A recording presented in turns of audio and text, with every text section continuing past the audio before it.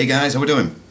So I was going through Swagkage's videos and I realised, I haven't quite done all the dissection videos yet because he did one for Orochimaru. Oops. So I'm going to continue with the versus videos after I've done this. I was going to start filming the Aizen versus Madara and the Akatsuki versus Espada videos, but they're like one's an hour and 9 minutes and one's 50 minutes long.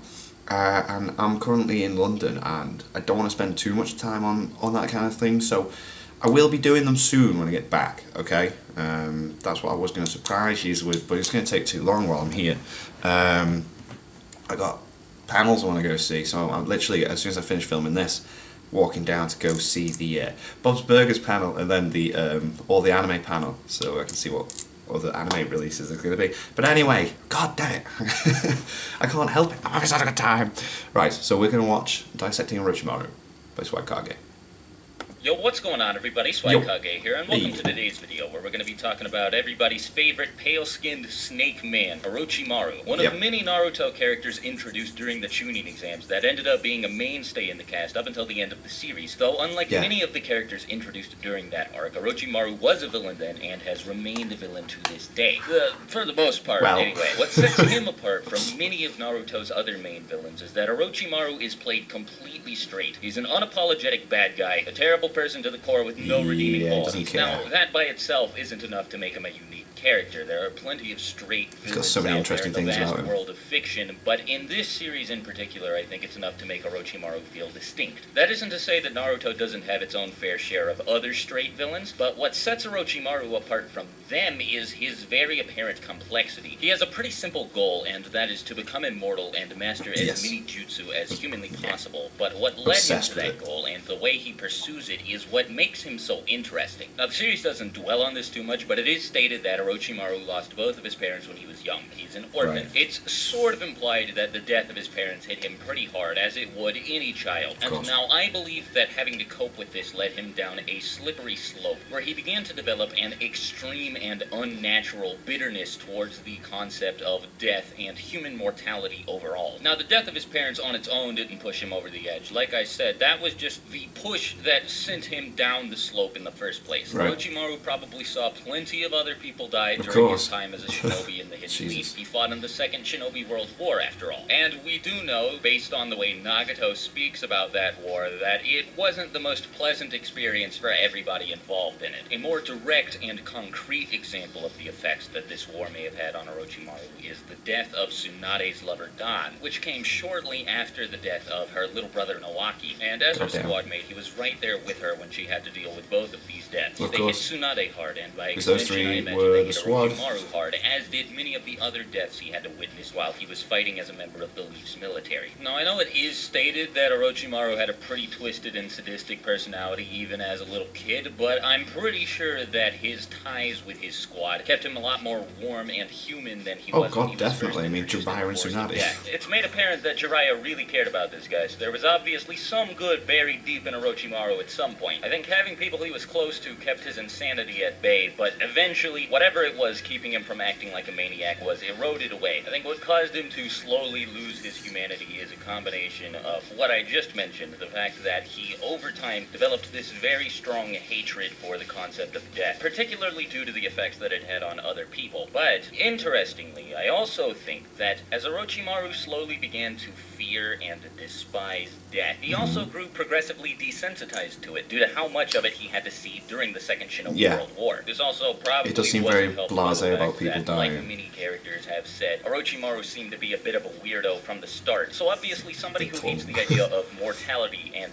dying more than anything else is going to be driven to attempt to prevent it. And pretty much anybody who knew Orochimaru claims that he was and has always been a genius. So I feel that he was aware that he had the tools at his disposal to, at the very least, start working towards a way to prevent people from dying. Now, over time, I believe that this pretty respectable and reasonable goal of discovering a way to prevent death devolved into a new goal that only involved Orochimaru discovering a way to make himself immortal. And I believe that this happened because of all of the terrible things Orochimaru had to do in his pursuit of this. Like I mentioned earlier, he had already been desensitized to the idea of death by the Second Shinobi World War, and I think that made it significantly easier for him to justify killing other people in the pursuit of finding a permanent cure for human mortality. Yeah. But this caused him to lose his humanity over time, and eventually turned him into the monster that we know him as when he is first introduced. As his sanity continued to slip away from him, I believe Orochimaru continued further down this slippery slope until he reached a point where he was willing to do absolutely anything if it meant pushing him closer to completing this immortality jutsu. Then he continued even further down this slope until becoming immortal was no longer his only ambition, and he additionally wanted to learn how to master every possible jutsu under the sun. As this began to become a core part of his ambition, Orochimaru felt that it was justified to do all of the things he had been doing in the pursuit of immortality, but for a much more selfish purpose, that being to discover and create new potential jutsu. By the time he reached this point, Orochimaru had already resorted to things like kidnapping, murder, human experimentation, and a bunch of other horrible, cruel acts, all of which had completely devolved him into a shell of the person that he used to be. By the time Hiruzen discovered him performing human experiments in his underground lab, Orochimaru had become a completely different person, a self-serving madman with a god complex and a love for chaos. Between this point and the point at which we first see him during the series, I'm pretty sure he spiraled even further into insanity, as made evident by the fact that he has 4 different hideouts, all filled to the brim with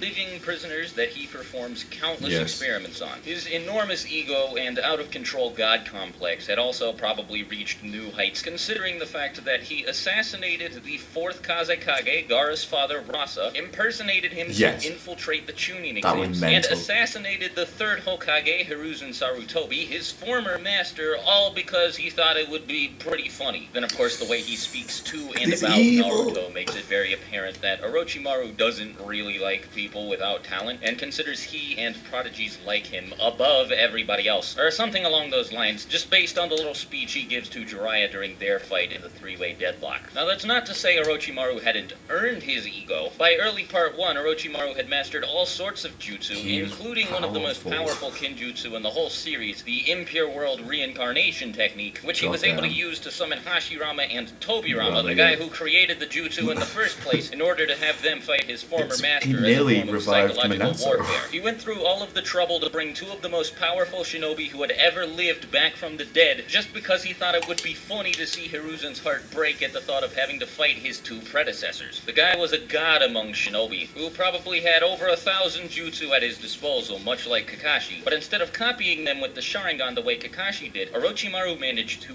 learn and create all of these jutsu naturally. This brings me to my next point, which is going to involve discussing his obsession with the Sharingan and the Uchiha clan. Now, despite the fact that Orochimaru was well aware of how talented he was, he knew for a fact that no matter what jutsu he created, he would never be able to replicate the natural phenomenon that was the Sharingan. These eyes gave their owners access to some of the most fearsome abilities in the entire Shinobi world, but because they were a Kekkei Genkai, Orochimaru had no way of accessing them. There are a whole lot of reasons why this was a problem for him. Not only was it impossible to access the Sharingan without either being born with them or having them implanted, but furthermore, all but 2 members of the Uchiha clan, to most people's knowledge anyway, had been killed off already. This meant that Orochimaru's only options for retrieving the Sharingan would be either to capture the body of Itachi Uchiha or the body of Sasuke Uchiha, both of whom were considered especially talented even among the universally prodigal members of the Uchiha clan. While Orochimaru could have simply killed Sasuke and implanted his Sharingan himself, or stolen some of the Sharingan from Danzo's collection, I'll use Kakashi as an example once again to explain why that's a bad idea. Orochimaru wanted to be able to use these eyes to their fullest extent, and without an Uchiha body, he wouldn't have been able to do that. Heck, Kakashi couldn't even deactivate the Sharingan,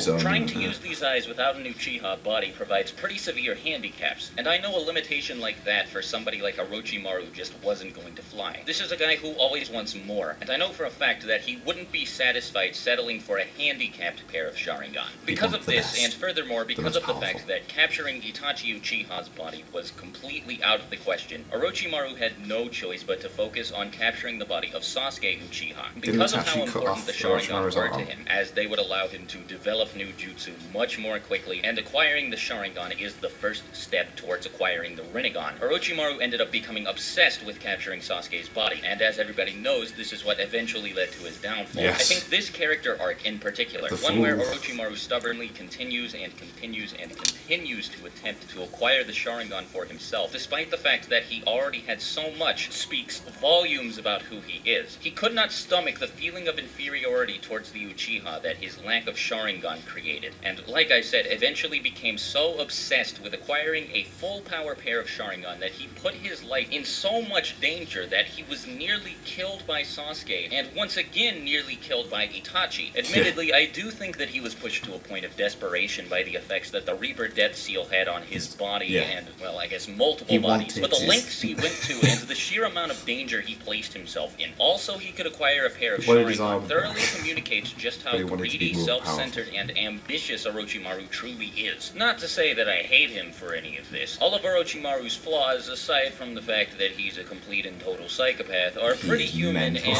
easy to understand, and I think they make him a far more three-dimensional and interesting character than he would have been without them. Now, a lot of his evil and malice seems to have faded away over the course of the Fourth Shinobi World War and the years that followed it, but I don't really know enough about the person that Orochimaru has become to dedicate another segment to dissecting who he is now. So I think this is where I'm going to go ahead and end the video. If you guys have any questions, of course, feel free to ask me in the comments below. Yeah, I'm not really completely into Boruto at the moment. Or want me to address another aspect of the character, then by all means, ask me in the comments. I'll wait till there's loads of episodes. Anyhow, thanks as always for watching the video all the way to the end. There's nothing more frustrating than waiting weekly for something you're not enjoying. Until my next video, I'll talk to you later. Swaikage out. Bye. That was cool. I like the dissection videos. Not gonna have much of an outro here because I'm looking at the time and I'm realising I need to head down to the convention area to go see these panels that I want to see. But yeah, that was a really good video. I like the dissections. Orochimaru is a nice little reminder. He is an interesting character that's always been there. One of the biggest villains we were introduced to. Obviously Zabuza was great, but then when Orochimaru came to it, you're like, who the hell is this guy? And then when you learn his connections with everyone, and it just made everything so much more interesting that like every main characters were so close to this big villain. I liked that. So anyway, thank you guys very much for watching. What did you guys think of that? What do you guys think of this? Click like, subscribe if you haven't already. Leave comments down below. Let me know what you want to discuss in future videos. And I'll see you guys, yes, all of you guys, next time.